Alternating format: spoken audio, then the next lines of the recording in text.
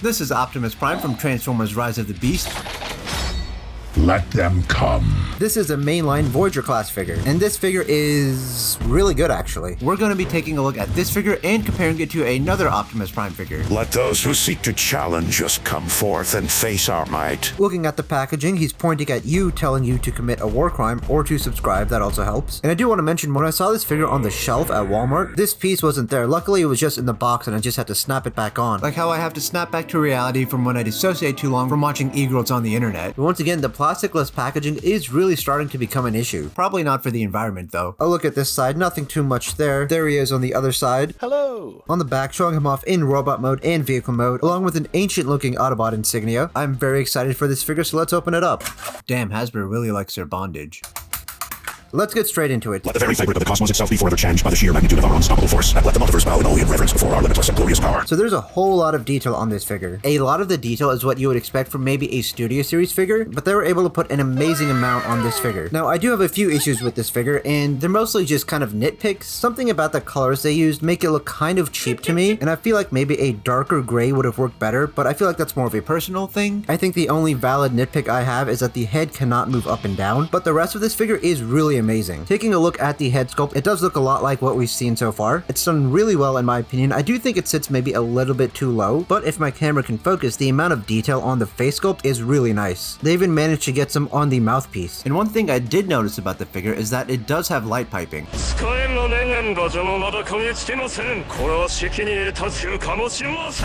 The eyes do appear to be solid and it's kind of hard to tell, but if I use a flashlight, you can tell it is there. Down over to the chest, there's a lot of nice detail outside here and on the inside of the chest piece. A closer look at the arms, he has the Autobot insignia on both shoulders. A tiny bit of detail up here, and if you look at the arms, you'll see a lot of nice tiny mechanical details they managed to pack into the figure. This area right here looking especially good. He's got those shapes on his arms like his G1 counterpart. This abdomen area, while looking weird in the movie, is done really well on the figure. There's just a lot of mechanical detail going on through it and it looks really great. Further down the figure, I think these legs are sculpted really well. If you take a look over here, you can see just a lot of stuff going on. It's super impressive and it looks really nice. And quite a bit more on this side. The blue paint they used on here is really nice as well. You have a little bit of red in there. The feet also looking very nice. They are hollow on the underneath, but that is for the transformation. And just like the Studio Series figure, these pieces aren't used in the vehicle mode at all. Turning the figure over, there's even more detail on the back. The wheels fold up in here, and this figure doesn't have a backpack. The back is just really flat, and from a side profile, it looks really nice, except for these sticking out. I think these pieces look kind of bad, especially in the vehicle mode. It does appear to be on official artwork, and it seems like it faces the other way in the movie trailer. And here's a closer look at the back of the legs. I am just really impressed by the detail and sculpt work they put into this figure. Now we're going to go straight into the vehicle mode, and I'll show the transformation process later in the video. Now I do feel like this figure kind of falls flat in the vehicle mode, mainly on the back section. This part here just seems kind of weird, especially with how these feet are. And then once again, these bits on the side I don't really like. They do appear to be in his vehicle mode in the movie, but not as big. This section also feels a little bit too short in my opinion, but that could just be me. But for positives, there are a lot of nice vehicle mode details on the figure, as you can see over there. The front of the vehicle mode also looks really cool. I do like the blue tinted windows. He's got the windows sticking out on the side and a nice silver. I'm not sure how I feel about being able to see the inside of it like that in the vehicle mode, but once again, that's kind of a nitpick. The figure does roll really well, like it's really satisfying to do actually. A quick look at the underneath for those who are curious. It doesn't seem like these wheels are fully straight, or maybe I have done something wrong. It wouldn't be the first time. You are always free to laugh at my mistakes. You can see a bit more of that detail in the robot mode, showing off in the vehicle mode. Overall, it isn't that bad of a vehicle mode. I was able to put the trailer for my holiday Optimus Prime on it, but it seems to sit a bit too high up. Also, what you can do for weapon storage is take his blaster and stick it into the trailer hitch. Pretty standard weapon storage stuff. Are you ready to be dominated, Prime?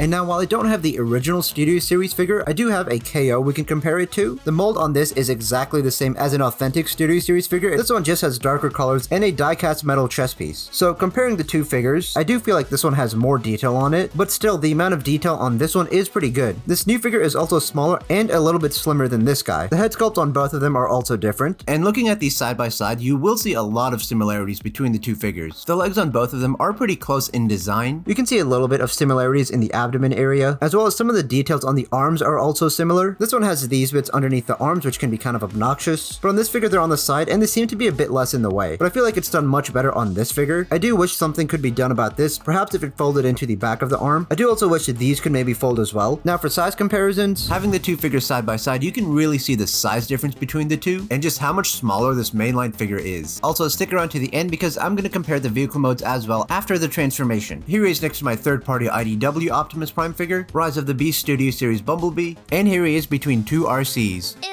now here's a look at his ion blaster. Pretty much just casted in a plain black color. It does look pretty sci-fi like, and you can see all the sculpt work on there. It is different from the Studio Series one, which once again, this is from the KO, but it is exactly the same as the Studio Series version. You can see the design is completely different, and obviously this one is much bigger. Now for the articulation. All the joints on this guy are really nice. They're all super solid and stay in place. The head can spin a full 360. Like I said earlier, no up and down movement, which kind of sucks. These arms can move out to the side. These shoulder pieces can move. You can get a full 360 rotation at the arms, a very good elbow bend. These hands are on a ball joint, which I really like, so that way you can bring them in and give them a full 360 rotation. This upper chest piece can move for the transformation. Very limited waist rotation. You can bend him in like that. These skirt pieces can move out, so his legs can move out to the side. You can bring him forward and you can bring him back. Rotation at the legs. This elbow can This knee can bend. The feet can move back and forth, and you do get a pivot on both sides. Now the transformation on this guy, with it being a Voyager class figure, it's only 20 steps and fairly easy to do, which I appreciate. So the first thing to do is to take out this flap and then bring it over and push in the head and bring it all the way to the top. Next we can bring in the chest pieces. You need to go back in. Come down to the legs, push these pieces in and bring the feet up and around just like that. Do the same with this side, push it in and bring it up and over. Now we can combine the legs. Flip this out. Now that we've done that, we can turn around this entire section, make sure the arms are out of the way, bring it all the way around. And now we can bring the legs all the way out. Take these wheels and bring them out as well. Now we can take out these sections and bring them forward, tab them into place. Same with this smokestack, bring it forward, tab it in there. Now bring the shoulders back. The smokestacks might unhinge when you do it, that's alright. Just make sure it's all the way back in there and we can tab that back in. Bring in the hands on both sides of the figure and then bring it up here, and these two pieces need to tab in. So just go ahead and do that and make sure everything's lined up. Go ahead and do the same exact thing on the other side. Make sure it's all in there. Now we can bring the legs back and tab these pieces into place, and these do keep untabbing. You might want to just put them in last. Next we're going to bring this down, and these pieces need to connect right over there. This part can be a bit tricky to do, but it's not too bad. Now we can align all this up, and there is, bring these flaps around. Same with this one.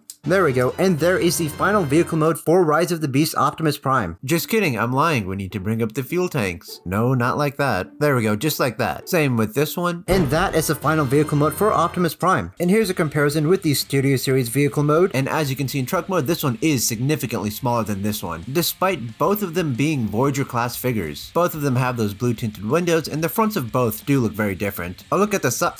Nope. Both have a pretty decent amount of detail in the vehicle mode. I do think this back section looks much better on here than it does on this figure. Here's a closer look at the rest of the I just can't do anything right. This is a really nice figure, and if you can get your hands on it, I would consider buying it. Also, make sure to check out this video.